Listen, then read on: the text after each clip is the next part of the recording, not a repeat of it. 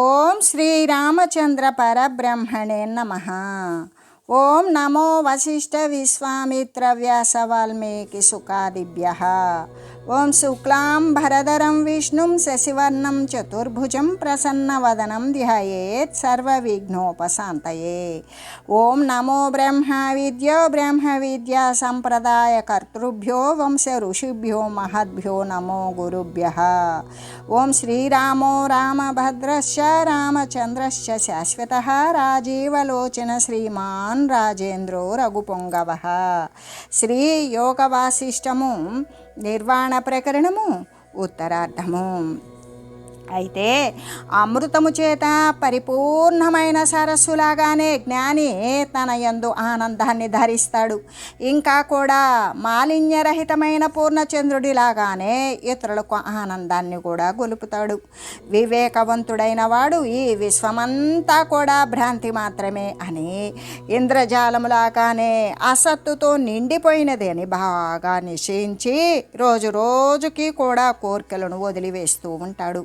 శీతలము, ఉష్ణము మొదలైనటువంటి దుఃఖాలను తన యొక్క దేహానికి సంప్రాప్తించినప్పటికీ కూడా మరి ఒక నీ దేహానికి సంప్రాప్తించినట్లుగానే తలంచి జ్ఞాని వానిని ఏమాత్రము కూడా పొందకుండా ఉంటాడు. అంతేకాదు జ్ఞాని అయినటువంటి వాడు విరక్తుడై ఉంటాడు. కరుణ చేత ఉదారమైనటువంటి వృత్తితో కూడుకొని ఆర్తుల యొక్క పరిపాలనా రూపవ్రతాన్ని కలిగి ఉంటాడు. ఇంకా కూడా లతా పుష్ప ఫలాదులను పరోపకారము కోసం మాత్రమే కలిగి ఉన్నటువంటి తాను కేవలము జలమాత్రముతోనే సంతోషించినట్లుగానే అలాగే జ్ఞాని కూడా అటువంటి పరోపకార ధీర వృత్తి కలిగిన వాడే స్వయంగా కూడా నీటి మాత్రము చేతనే సంతోషాన్ని పొందే లతలాగానే అటువంటి ఉత్తమ స్థితిని కలిగి ఉంటాడు జ్ఞాని కూడా. జ్ఞాని యథాప్రాప్తమైనటువంటి లోక సామాన్య వ్యవహారాన్ని ఆచరిస్తూ చరాచర ప్రాణికోట్లు అన్నింటినీ కూడా పైననే, అంటే ఆ ప్రాణికోట్లు అన్నింటికీ పైననే ఆత్మయందే స్థితుడై ఉంటాడు. జ్ఞాని ప్రజ్ఞ అనేటువంటి వివేకము అనే మేడనికి ఉంటాడు. స్వతహాగా శోకము నశించిన వాడై ఉంటాడు. అజ్ఞానులైనటువంటి జనులను గూర్చి మాత్రమే శోకిస్తాడు. ఇంకా కూడా పర్వతం పైన ఉన్నవాడు భూమి మీద ఉన్నటువంటి వారిని చూసినట్లుగానే అతడు కూడా ఉన్నతమైన వివేక స్థితి యందు ఉన్నవాడే సర్వులను కూడా చూస్తూ ఉంటాడు. భ్రమ అనేటువంటి సముద్రమునందు కామము, క్రోధము, లోభము, మోహమదమత్సరాలు అనేటువంటి తరంగాల చేత చిరకాలము ఆవరించబడినటువంటి వాడే చివరకు జ్ఞానము అనేటువంటి పడవనెక్కి తీరాన్ని పొందుతాడు. సుమనస్కుడైనటువంటి జ్ఞాని పరమ విశ్రాంతినే పొందుతూ ఉన్నాడు అని తెలియజేస్తూ అసంతశాంతయా వృత్యా ప్రాక్త నిర్జాగతిర్గతి స్మయమాన ఇవాస్తే తర్జనస్తాశ్చ ఘనభ్రమః. ఇంకా కూడా తత్వజ్ఞుడైనటువంటి వాడు తన పూర్వకాలములో చేసినటువంటి సంసార స్థితులను గురించి, అంటే గతంలో అనేక దేహ పరంపరలను పొంది ఉన్నాడు కదా, అటువంటి చావు పుట్టుకలతో కూడిన అనేక ఉపాధులను పొందినటువంటి స్థితులను గురించి శాంతంగా నవ్వుకుంటాడు. అంటే అదంతా అజ్ఞానపు స్థితి అనేటువంటి దానిని తెలుసుకొని అంత అల్పంగా నేను ఎలా ఉండగలిగాను అనే తన యొక్క అల్పత్వానికి, తుచ్చత్వానికి నవ్వుకుంటూ ఘనమైనటువంటి అజ్ఞాన భ్రమతో కూడి ఉన్నటువంటి జనులను కూర్చి కూడా చిరునవ్వు నవ్వుతూ ఉంటాడు. అంటే ఎంత అజ్ఞానంలో ఉండి కూడా అదే సత్యమని భావిస్తూ ఉన్నటువంటి జనులను గురించి చిరునవ్వు నవ్వుతూ ఉంటాడు అని చెబుతూ, ఏతాః కాంతార నిర్మగ్న మితాః సంసార దృష్టయః అసతో హృతవత్యో మామిత్యంతర్యాతి విస్మయం. అరణ్యమున మార్గము తప్పిపోయినటువంటి అంధునితో ఏ విధంగా పోల్చదగినటువంటి ఈ సంసారం యొక్క అసత్య అసత్య దృష్టులు నన్ను విమోహితుని చేయాలి అని చూస్తూ ఉన్నవి అని తలంచి అతడు తనలోనే ఆశ్చర్యాన్ని పొందుతాడు. ఎలాగంటే జ్ఞాని తన పూర్వకాలిక సంసార స్థితిగతులను తలంచుకుంటాడు, ప్రశాంత వృత్తితో కూడుకొని నవ్వుకుంటూ ఉంటాడు. ఇంకా కూడా దృఢపడినటువంటి అజ్ఞాన భ్రమతో కూడి ఉన్నటువంటి వారి జనులను చూస్తాడు. లోపల చిరునవ్వు నవ్వుచున్నట్లుగా వర్తిస్తాడు. అరణ్యమునందు మార్గము తప్పినటువంటి గ్రుడ్డివానితో పోల్చదగినటువంటి ఈ సంసారం యొక్క అసత్య దృష్టులన్నీ, కానీ ఇవి సత్యముగా భావిస్తూ ఉన్నటువంటి అజ్ఞాన దృష్టులన్నీ కూడా అడవిలో మార్గము తప్పినటువంటి గుడ్డివానితో పోల్చడమే సరి అయినటువంటిది. అలాగే ఈ సంసారం యొక్క మిథ్యాచారమైనటువంటి దృష్టులు నన్ను విమోహితునిగా చేయాలి అని చూస్తూ ఉన్నవి అని తలంచి అతడు లోపల ఆశ్చర్యాన్ని పొందుతాడు. దృష్ట్యాష్టగుణమైశ్వర్యమనిష్టం మే తృణాయతే ఇత్యుపైత్యుపశాంతత్వాత్ స్మయామాన్ మానోపి నస్మయం.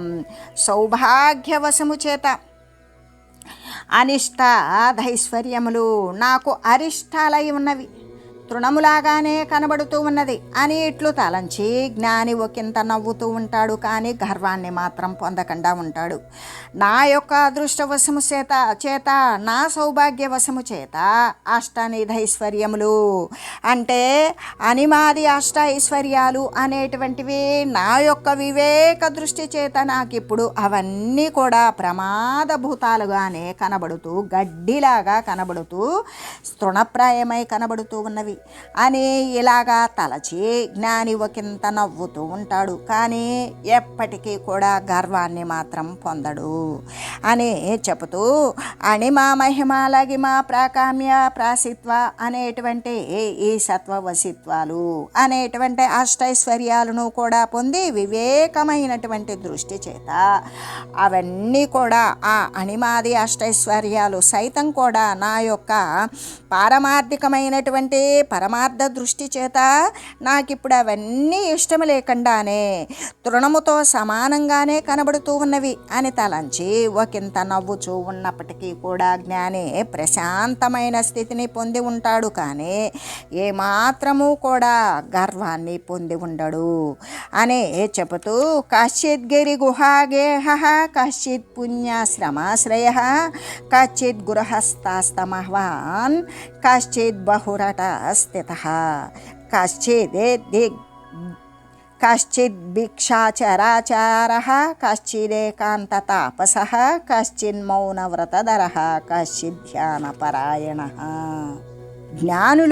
జ్ఞానులలో ఒకడు పర్వత గుహల యందు వసిస్తూ ఉంటాడు, మరి ఒకడు పుణ్యాశ్రమాల యందు నివసిస్తూ ఉంటాడు, వేరొకడైతే గృహస్థుల యొక్క ఆశ్రమమునందే ఉంటూ ఉంటాడు, ఇంకొకడు ఎక్కువ సంచారాలను చేస్తూ ఉంటాడు, ఒకడు భిక్షాటననే ఆచరిస్తూ ఉంటాడు, ఒకడు ఏకాంతంగా తాపసి అయి తపస్సు చేత వర్తిల్లుతూ ఉంటాడు, ఒకడు మౌనవ్రతాన్ని ధరించి ఉంటాడు, మరి ఒకడు ధ్యానపరాయణుడై ఉంటాడు. కశ్చిద్విపశ్చిద్విఖ్యాతః కశ్చిత్ శ్రోతా శ్రుతే స్మృతే కశ్చిద్ రాజా ద్విజః కశ్చిదగ్నయవ స్థితః గుటికాంజః ఖడ్గాదిసిద్ధః కశ్చిన్న భోగతః కశ్చిల్పకళాజీవి కశ్చిత్ పామర రూపభృత్. అంటే ఒకడు విఖ్యాతుడైనటువంటి పండితుడై ఉంటాడు, ఒకడు అంటే పండితుడులా కనబడుతూ ఉంటాడు, ఇంకొకడు శృతులు స్మృతులను శ్రవణం చేస్తూ ఉంటాడు, చక్కగా వేదము నుండి జాలువారినటువంటి స్మృతి పదాలను కూడా శ్రవణం చేస్తూ ఆలకిస్తూ ఉంటాడు.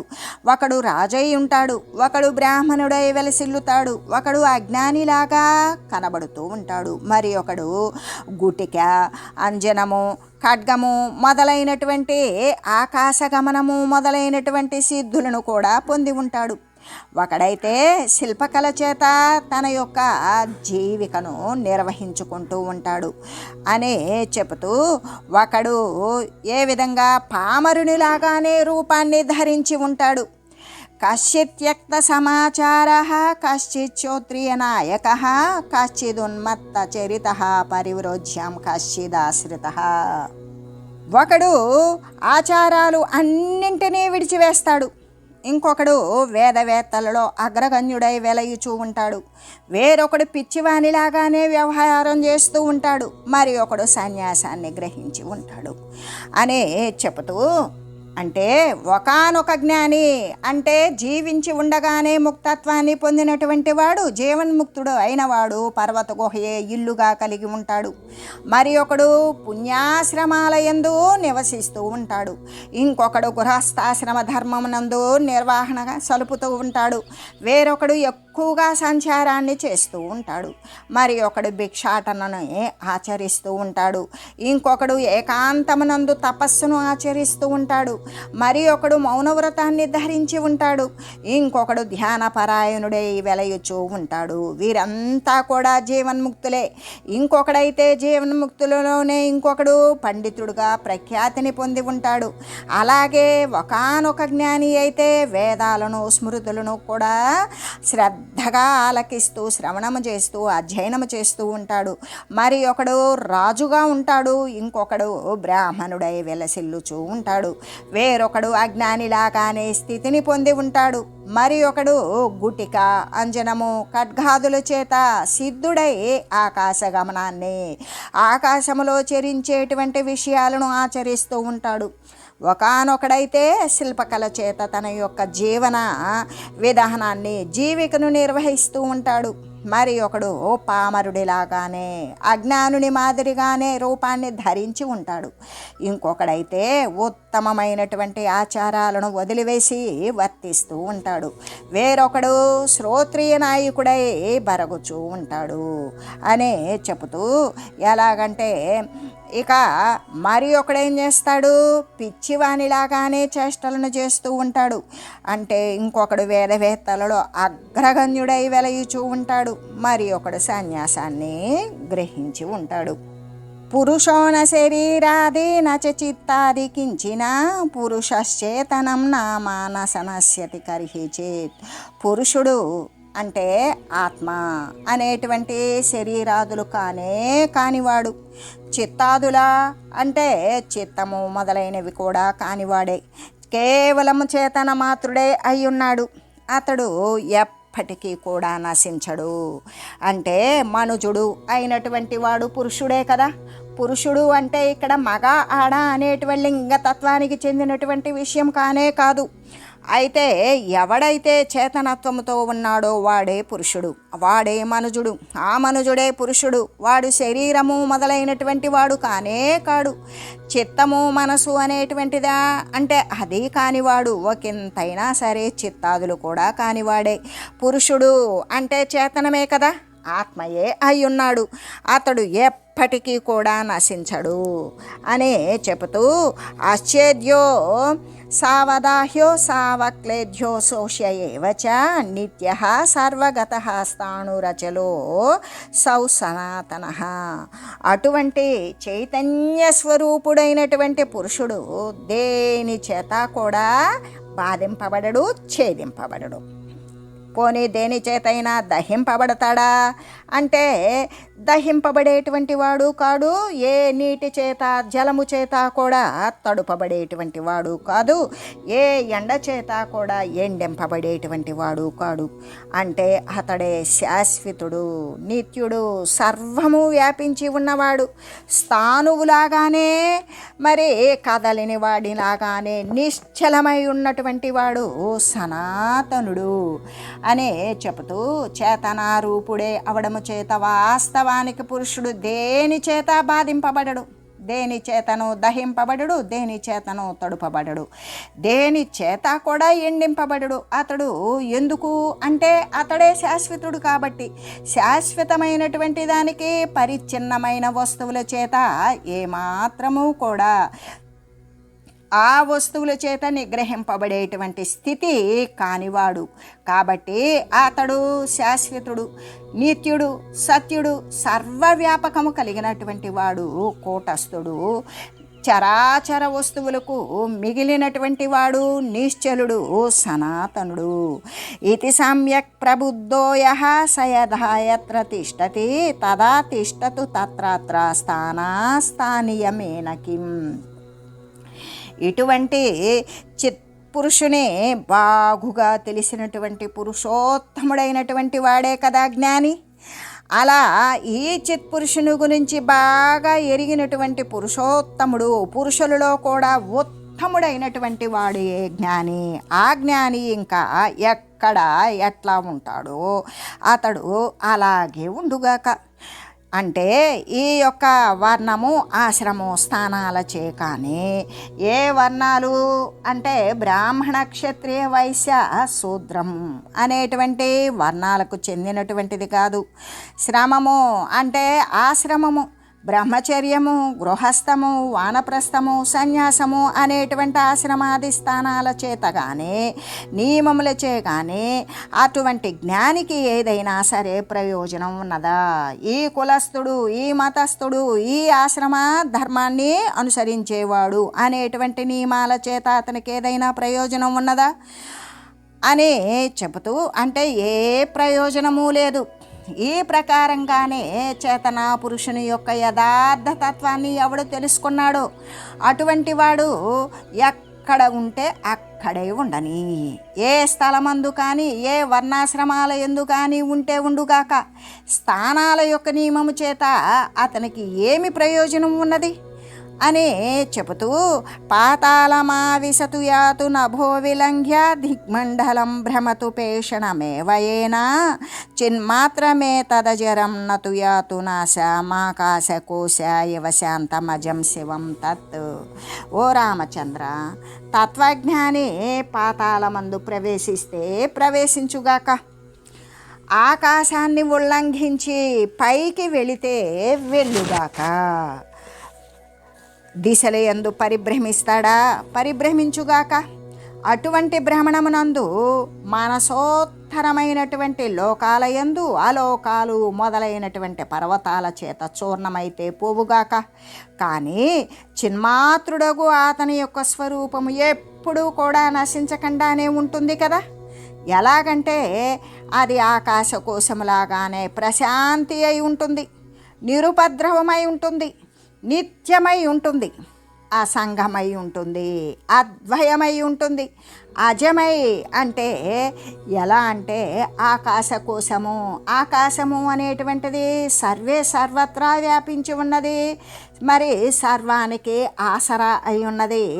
తనకంటూ ఒక రూపాన్ని గుర్తించడానికి తాను ఏమీ కాకుండా ఉన్నది, సర్వము తానే అయి ఉన్నది. అటువంటిది ప్రశాంతి అయి ఉన్నది, ఎటువంటి ఉపద్రవాలు లేనిది అయ్యున్నది, శాశ్వతమై ఉన్నది, దేనికి అంటనిది అయ్యున్నది, రెండవది లేనిది అయ్యున్నది, అసలు పుట్టనిదియే అయ్యున్నది. ఎటువంటి అదనమైనటువంటి అతిశయము లేకుండా నిరతిశయానందముతో నిండిపోయినటువంటి కళ్యాణకారకమైన శివపదమే అయ్యి వెలయుచూ ఉన్నది అని చెబుతూ, తత్వజ్ఞాని పాతాళమున ప్రవేశిస్తాడా ప్రవేశించని, ఆకాశాన్ని లంఘిస్తాడా లంఘించని, శరీరం పిండి ఎగనట్లుగా దిగ్మండలాన్ని పరిభ్రమించినప్పటికీ కూడా అతని యొక్క అజర చిన్మాత్ర స్వరూపం ఒకంతైనటువంటి పుట్టనటువంటి అతని యొక్క శరీరము, ఆ స్వరూపము ఒకంతైనా సరే నాశాన్ని పొందకుండానే ఉంటుంది కదా.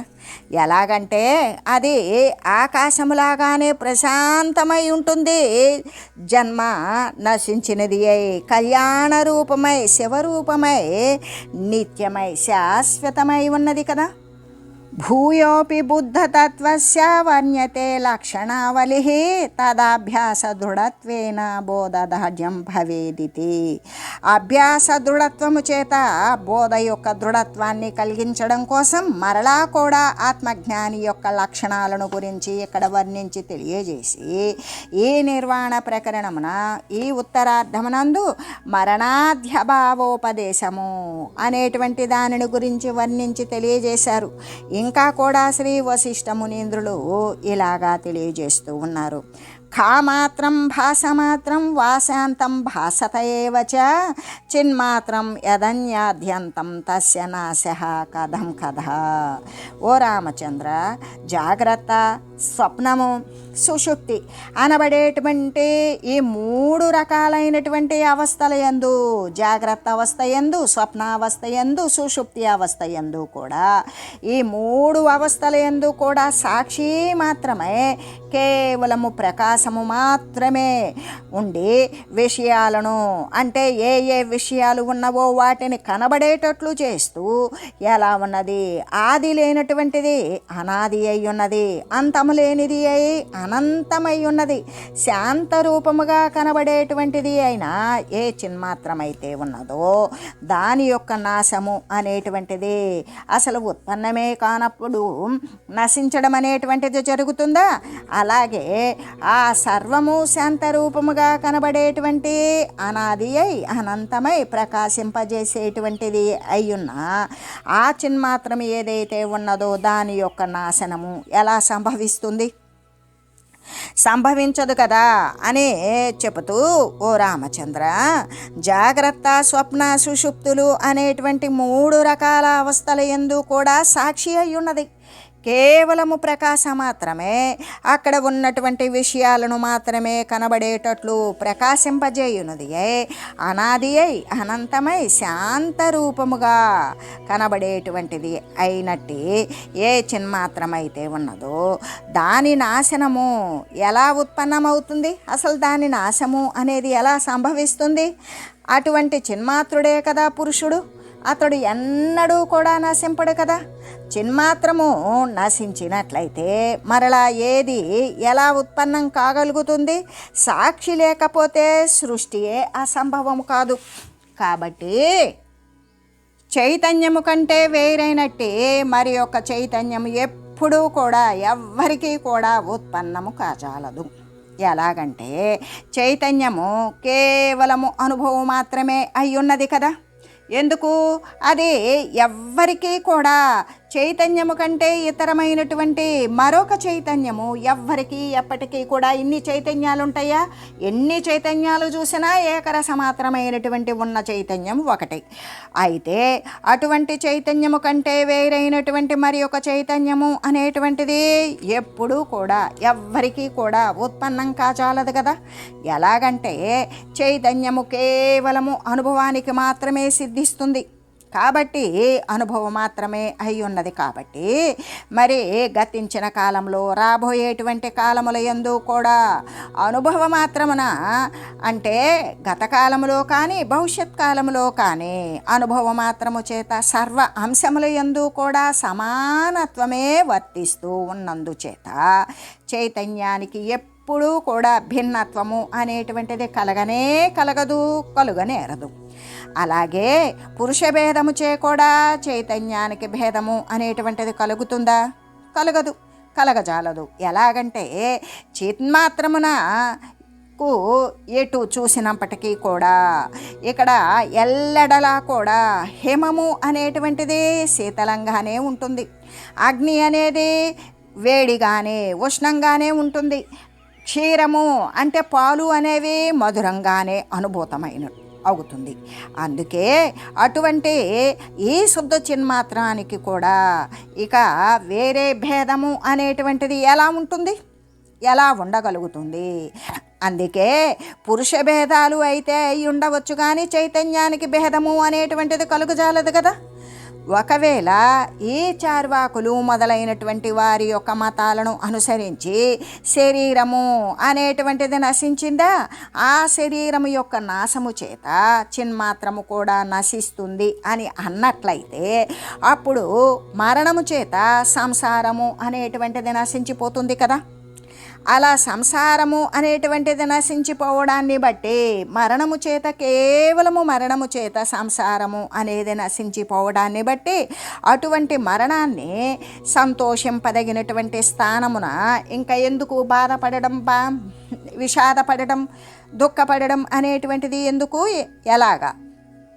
కానీ ఇక్కడ శరీరము నశించిపోవడము చేత చిదాకాశము అనేటువంటిది ఎప్పటికీ ఎప్పుడూ కూడా నశించదు.